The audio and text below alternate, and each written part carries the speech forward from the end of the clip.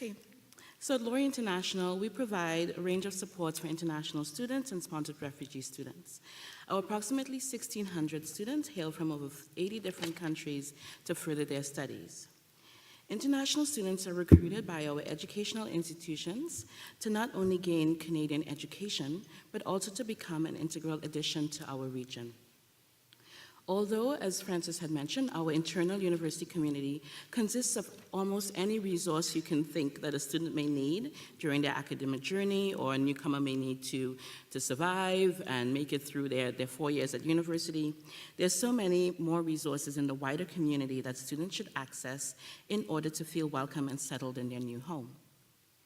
International students, like any other newcomer in our society, face the same challenges of homesickness, cultural adaptation, discrimination, which could be very different from what they may experience on campus, and the list goes on. Settlement workers are specialized in preparing newcomers for such an experience, but alas, again, as Francis had mentioned, government funding usually restricts the support that international students can receive. But it's great to hear from Anna Luz that the multicultural centers will see any of your, depending on your status. Thank you. The pathway for students to immigrate permanently to Canada has certainly become easier. Jenna had mentioned the statistic from the Canadian Bureau International of Education that at least 2/3 of international students plan to make Canada their permanent home, mostly via the Canadian Experience class economic immigration stream. It is with the hope that these international students who are considered potential immigrants be provided with the supports that they need most. Students who feel welcome and settled in the KW region, given the opportunity to secure employment, would certainly reconsider cutting their ties with our community in the search for employment elsewhere. What an easy way to retain the diversity of ethnicity, culture, language, and thought in our own region. And I apologize to those of you who may be from other regions, but we want to keep our superstars. Okay, so my specific story is that I came as an international student to Canada and received my permanent resident status about 10 years later. During that time, I relied on my institution and my personal resilience to settle and thrive in Canada. After 10 years, I no longer required the services that was certainly now available to me. And when they called me or came knocking on my door, I didn't have to respond because I was already settled in Canada. So my dream is that no matter which door is knocked on, an international student will not have the door closed on them due to bureaucracy. Fortunately, our local immigration partnership has involved the educational institutions in the area in their planning of what the region should look like for all newcomers regardless of status. We sit on council and working groups that allow us to discuss and work on implementing best practices community-wide. Through this work, the Immigration Partnership has realized the specific contributions of international students in this game of migration, and is in the process of creating a subcommittee to further discuss integration of international students in our community. Shifting now to fostering resilience in international students, I believe that the choice that a student makes to leave their comfort zone behind and venture into the unknown to further their education already shows the strength of our international student community. With that said, there are those who may find a new way of life not as easy as originally perceived. There are 3 points, in my opinion, that are important to consider when the aim is to build or develop resilience. So the first is that the necessary resources to enter, transition, settle, and thrive must be available for those who are making the journey. We need to constantly reevaluate this as we can continue to offer services, but if we're not reaching the students where they are, then they would not get the tools that are required to make it. The second point would be to bring awareness and understanding of the resources that are provided, because we may have the right services at the right time, but these perfect offerings may be underutilized if the existence is unknown. And last, we need to instill an attitude of seeking support when required. Some students, or some newcomers in general, come from cultures that impress upon them to tough it out. Sadly, we sometimes only see these students when it is too late. So from pre-arrival to post-arrival, we provide students with the resources that they need the most. We use a variety of methods, such as email, social media, video chats, working with student mentors to introduce these resources. Upon arrival, we provide an orientation program to get students acclimatized to their new home, while also providing the resources that they require at that specific moment in time. We also take time to light that fire about seeking resources at the time when it's necessary. So our orientation offerings are presented in various ways, so formal presentations, videos, games, breakout groups, etc. During their studies, we proactively reach out to students who face various challenges, mainly academic and financial, as this is the information we have access to. We utilize strategic time points during the academic year when those students will make that decision that they actually do need this help. We meet with those students at their lowest and work with them to create an action plan that will help them out of the adversities that they face.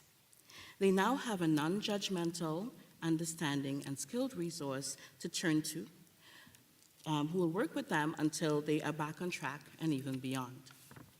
And we love the referrals that come once students have a positive experience with our service.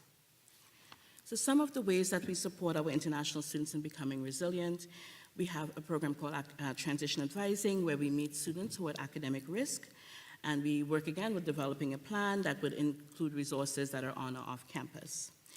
This year, we have awarded 24 students with an academic improvement scholarship. So these are students who were previously at risk, and they significantly increased their grades. And so we acknowledge not only their academic success, but the resilience or that grit that kept them going even when they didn't think that they had it in them. Immigration related, so Bill C-35 allowed our advisors to become certified in immigration consulting. So we have been working with students who find themselves in precarious situations, such as being out of status or having denied immigration documents. Financial, so we advocate with our financial services, our registrar's office, when students face those political or transnational or even diplomatic issues, and we help them to continue their studies until they get the money that will fund their tuition. And regarding wellness, so I think we have made such a quite open office and a space where students now feel comfortable to come and disclose to us that they're not feeling well, right? And so they're thinking that maybe they're very depressed, and so we have a conversation with them. We're not the experts, so we provide the resources that are there for them. So it's really good to see that more students are coming to disclose this to us, and so they're not shy or not hiding or not coming when it's too late. And for our upcoming support, we're having a position in summer 2019. So Laurier International will add a team member who will support students in their search for housing, as this is identified as a really important need, especially for those who are coming for shorter stays or with families. And with regards to language, in our fall 2019 semester, Laurier International and the Department of Teaching and Learning have teamed up to create a new position that will involve students, staff and student staff support to assist English as an additional language learners in their academic pursuits. So from presentations, group work, anything that you can think about that's academic related. So my personal thoughts are that there are many resources in our community that will positively enhance the experience of migrants in our society. I think we also do a great job at advertising what we can do for our newcomers. Where we can boost our efforts will be in finding innovative ways of getting newcomers to seek the support that they require without thinking, I can do this alone, or the fear of taking too much from the system, or not being qualified because of the immigration document that I signed and was sealed and delivered. It is then that we can play a larger role in building resilient communities in our migrant population. And just lastly, I would like to share some information about our sponsored refugees who also benefit from these resources that we have available.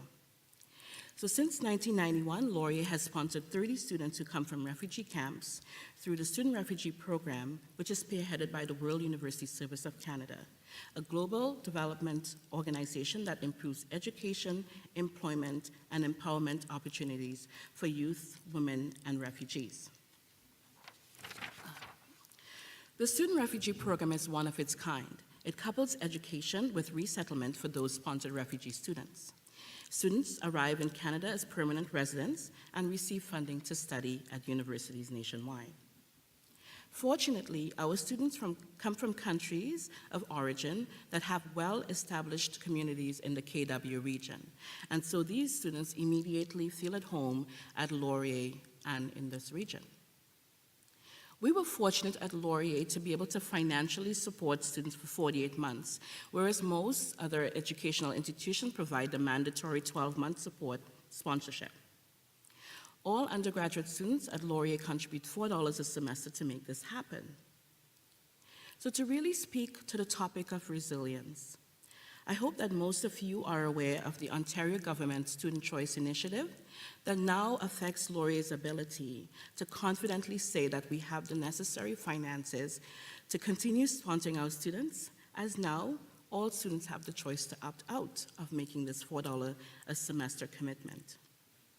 We even lost the opportunity to sponsor 3 new students, which we originally intended for fall 2019. Having to break this news to our current students brought different reactions.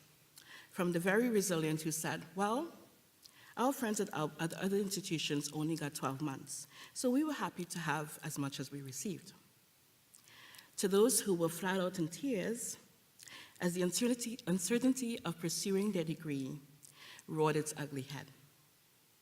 The latter are the students we will now work with to build their resilience, encouraging them that they can still attain the goals despite this news.